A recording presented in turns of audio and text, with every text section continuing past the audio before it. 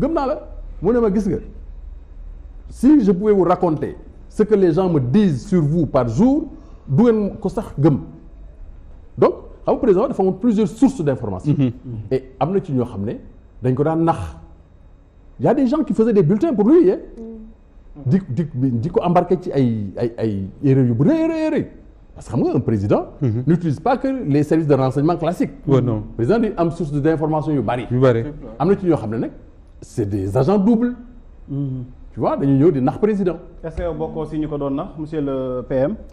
ma ni est-ce que yow bokkoo si ñu ko doon nax monsieur le PM. parce que ba mu nekkee ci logique gu troisième mandat ñu mel ni yow ñu ko doon défendre ci plateau télévision yi. mais alors xam nga moi je suis juriste xaw ma yow juriste nga wala doo juriste. jàng naa ci tuuti. jàng nga ci tuuti. ci constitution bi nga xamee ne. ci la ñu fal président Wade muy constitution 2001. 63. la constitution du 7 mars 1963. de woon bi ñu ko modifié en 2001. dafa amoon benn disposition bu ñu defoon ci constitution de janvier 2001 benn disposition transitoire qui permettait au président Wade non pas de compter son premier mandat qui a couru de 2000 à 2007 comme un mandat qui devait être pris en considération mais disposition transitoire bi dañ ko libéroon de telle sorte que mandat boobu bokku ci loolu mbaa du ñu dalaat non je ne sais pas lu ñu dal wala lu ñu dalaat je ne sais pas mais en tout cas ñun pour en avoir le cœur net on avait amené ici de grands constitutionnalistes les meilleurs du monde pour que ñu plancher sur la question des meilleurs selon vous parce que Idriss Seck aussi indi woon na benn constitutionnaliste bu mag boo xamante ni kenn mënul Carcassonne la tudd defe naa waaw non indiwu ko daf ko interroger waaw mais d'accord interrogation bi yegg si na Sénégal donc mën nañu jàpp information bi nga xamante ni moom la bëggoon jàllale Sénégalais yi mooy que président Abdoulaye Wade aussi waxuma sax waxu kooku mais bu ñu sukkandikoo ci cadre président Abdoulaye Wade rek yu mu jotoon a wax mosoon na ni que moom mënul def li nga xamante ni mooy beneen mandat donc moom juriste la mais terewul ba mu bëggee def deuxième mandat wala troisième mandat boobu mandat de trop bi yéen. je ne pense pas que mosoo leen ko si génne. ma ne te aussi il y a eu des morts 11 personnes yoo xamante ni ñu ñàkk seen bakkan dans une indifférence totale. mais bien sûr ku manifester te waruloo manifester bu ñu la reyee mais écoute. la mort des êtres humains. est toujours un événement douloureux pour tout le monde. Sénégal warul ñu parce que dañuy contester lii muy am ay morts d'hommes. Donc c'était vraiment regrettable sur la mort de Mamadou Diop. Parce qu'il était étudiant, il est voulu manifester pacifiquement, il a été heurté par un véhicule de police. Tout ça était déplorable. Mais je continue à croire que le président Wade avait bien raison de postuler pour un autre mandat. Jusqu'à présent, personne n'est parvenu à me convaincre qu'il n'avait pas droit à ce mandat-là. Est-ce que gëm nga ne Macky Sall am na ci droit boobu. loolu moom du ma ci wax damay bàyyi Macky Sall waxal ko boppam. boo ci waxee da nga ragal ñu jël la si PCA. du ragalu man amul lu may ragal. déet bu nekkee ragaloo. monsieur le PM. monsieur le mais du yow yaa ma koy wax loo. c'est une question fermée qu'on pose parce que. c'est pas une question fermée. man maa la koy poser question fermée. oui. est-ce que tey jii président Macky Sall am na droit def troisième mandat wala amul droit def troisième mandat. je ne réponds pas à votre question. Pourquoi? Parce que je ne veux pas répondre à votre question. Pourquoi privilège dañ. ma ne je ne veux pas vous répondre. PCA ay 10 millions la 20 millions la mais yaakaar naa ne am na lu ko gën mooy sa kàddu. ma ne je ne veux pas répondre à votre question. léegi Pape Matar nañu wax ndax il est candidat. Vous êtes candidat en 2024. Mais ça sert à quoi de venir sur un plateau de télévision si on veut pas répondre aux questions? Monsieur, c'est pas vous qui m'avez invité ici. Mais Pape Matar. S'il ne restait que vous pour m'inviter, je ne viendrais pas. mais il fait partie des nañu PM wax moom dafa bokk ci plateau bi am na droit invité la parce que gënam nga instant bu ci bokkee waru ko may droit mu di ma obligé ma répondre ci lu ma bëggul répondre. C'est pas une obligation. Je ne réponds pas. C'est pas une obligation. Je peux pas t'obliger. mënuma la obligé à quoi que ce soit mais bu ñu ñëwee ci plateau di waxtaan yaakaar naa aussi war nañu mën a échanger yoo xamante ni vraiment damay joxe ay questions nga si je dois me soumettre à vos desiderata. non mais par contre est-ce que mën nga tontu ci candidat en 2024 bul ma tontu ci ton boobu monsieur le premier ministre. est-ce que di nga nekk candidat en 2024. ah ça je ne sais pas encore. je ne sais pas encore. su ko déclaré bëggoon naa ko laaj benn question. il faut mu répondre aussi.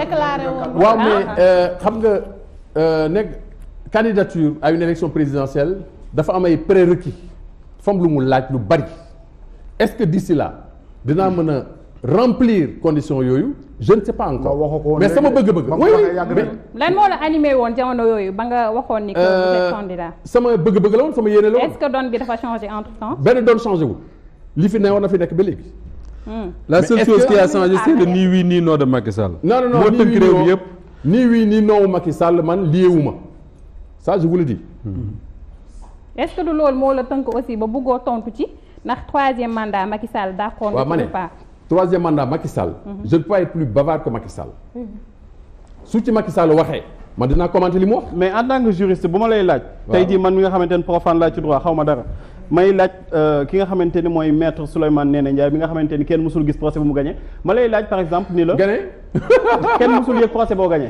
ma lay laaj par exemple mais yow lan may invectiver wala lan nga yow mais vous êtes quand même incorrect hein ah non mais mosoo gis procès bu ma gagné mais yow xamuloo ma mais bien sûr comment pouvez-vous tout de go me dire mosuloo gagné procès dam ko yàgg mais vous n'êtes pas poli hein d'accord hein d'accord loolu ne me parlez plus comme ça sinon je fous le camp loolu ay non s'il vous plaît man danaa wax man njëkk ak teranga ak yar boo ko deful je fous le camp d'accord sama roman d'accord mën naa yeggale sama question te non attends s'il vous plaît allez-y réewande gi may jaay mën naa ko jënd du ma yeggal yow foofu yow da nga xam man ñaata procès la plaidé du ma yeggal yow foofu yëpp ma dama ne xamuloo man lu ma plaidé lan la d'accord procès bu ma gagné d'accord léegi je s'il vous plaît waaw d'accord monsieur s'il vous plaît dafa nag déglu-moi c'est à vous à m'écouter bien sûr je vous écoute vous me parlez correctement convenablement je vous réponds convenablement d'accord si vous voulez que le débat se poursuive d'accord da ngay wax man convenablement njëkk ak teranga d'accord mais réewande ba ma ko jaayee ma jënd ko du ma yeggal yow foofu dama lay wax loolu rek d'accord merci beaucoup je retire mes propos quand même j'ai dit tout simplement que yaa ngay gagner procès alors léegi li may laajte man mi nga xamante ne profane laa ci droit mooy tey jii bu nekkee président Macky Sall am na sañ-sañu def troisième mandat bu nekkee ci droit kese laa koy laajuma ko ci politique laajuma ko ci leen est-ce que président Macky Sall bu ñu xoolee ci constitution bi nga xamante ni jot nañu ko réviser mi constitution bi nga xamante mooy bu 2000 bu ma juumul ba tey est-ce que président Macky Sall am na sañ-sañu mën a def troisième mandat ci droit man ngay la question boobu oui je réponds pas à votre question d'accord ok d'accord monsieur le PM dañoo gisoon sa courage politique bi nga amoon ci jamono ji nga doon wax nii doo nangu kii di Karim Wade jiite la lan moo la animé woon loolu c'est le passé c'est le passé mais bëgg nañu xam il avait dit je me rangerai jamais derrière ce gosse xam nga loolu lu ko suscité woon dama woon benn chef de cabinet dañu ñëw à la veille des élections locales de 2009 te ñëwul indil ma dossier alors quand je l'ai interrogé mu ne ma génération du concret la bokk ma ne ko mais ñooñu dañu am parti politique léegi mu ne ma non mais dañu bokk élection ma ne ko bon d'accord j'ai appelé mon directeur de cabinet ko kii jëlee ko fi tey parce qu'il n'est plus avec moi parce que tu ne peux pas être avec moi et être à la génération du concret c'était ça alors quelques jours après pour ma fësal loolu un journaliste du quotidien là benn journaliste bu nekkoon quotidien Pape Sambare Ndour est venu m'a accordé ko interview il est venu m'interviewer alors il m'a posé des questions qui ont amené cette réponse là parce que ak jaar-jaar bi ma woon PDS mënu moo ñëw rek di bokk ci parce que doomu Ablaye Wade moo jiite kuréel googu ma ne damay ne bokk ci kuréel googu du ma ko def maa magoon loolu am na lu ma jaaxal également Souleymane Ndéné Ndiaye man dama remarqué def naa je crois que bii mooy suñu ñetteelu émission ñëw naa interviewé la sa kër mais dama remarqué benn chose mooy da nga am tendance à s'emporter li Pape Mokhtar wax sànq il l'a dit sur le ton de l'ironie est-ce que jar na yu mel noonu un journaliste interpellé la sur des choses yoo xam ne mën nga ko évacuer facilement mais da nga soxla di emporter wu et pourquoi Souleymane Ndéné à ce tempérament là oui xam nga wax bu ne ak tonton quand lui qui ne me connaît pas me dit que mosuloo gagné procès c'est parce que daf ma yàpp moi j'ai plaidé combien de dossiers dans ma vie mosuloo gagné procès moi je sais que du yabel non yabel la du tout pourquoi ci plateau télévision muy wax ak man ma ko fuuf man ko bàyyi mu naan mosoo gagné procès ni ma waxee la ko tontoo gis nga man ku ma jaay réew ma jënd ko d'accord du affaire emporté wu mais boo ma jaayee réewande ma rek ma jënd ko ma li tax mooy li tax mooy correct li tax mooy Moustapha oui moi je suis un homme posé oui, je suis un homme calme je suis un homme poli je ne dépasse pas les gens mais c'est pas parce que vous êtes sur un plateau de télévision que vous avez le droit d'y invectiver nit ñi wala di leen ridiculiser wala di leen. est-ce que parfois xam nga. y a pas de place à ce genre de jeu là. Souleymane Ndéné Ndiaye xam nga def nga ko fi ak Aliou Sow.